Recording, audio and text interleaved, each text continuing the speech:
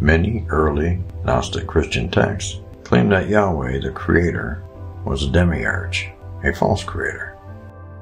From the Gnostic Apocrypha of John. Now the Archon, the ruler who is weak, has three names. The first name is Yaldabaoth, son of chaos. The second is Saklas, fool. And the third is Samael, blindness of God. And he is impervious to the arrogance which is in him. For he said, I am God, and there is no other God beside me. For he is ignorant of his strength, and the place from which he had came. Yahweh, to the early Gnostic Christians, was a jealous God, a false creator, God of this world. He was mistaken for the Most High, who was unknowable to most, but the Gnostics described themselves as one who knows.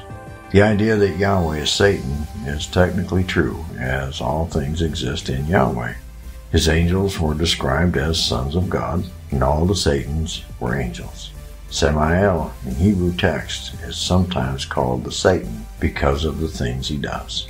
And other times, he is just the angel of death. And Samael is the original Satan, and it's through the Gnostic association with him that it is said Yahweh is Satan.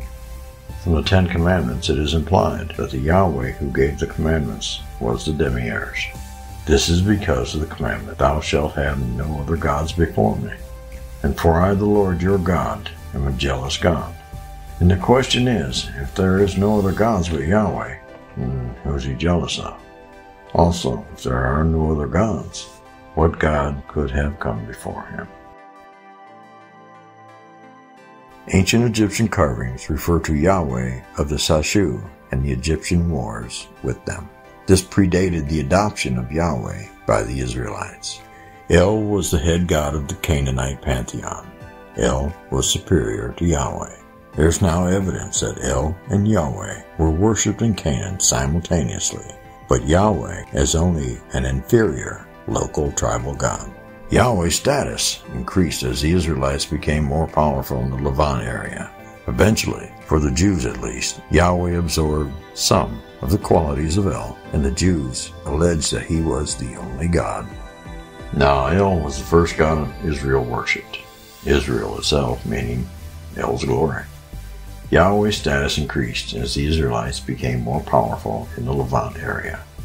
Eventually, for the Jews at least, Yahweh absorbed some of the qualities of El, and the Jews alleged that he was the only God.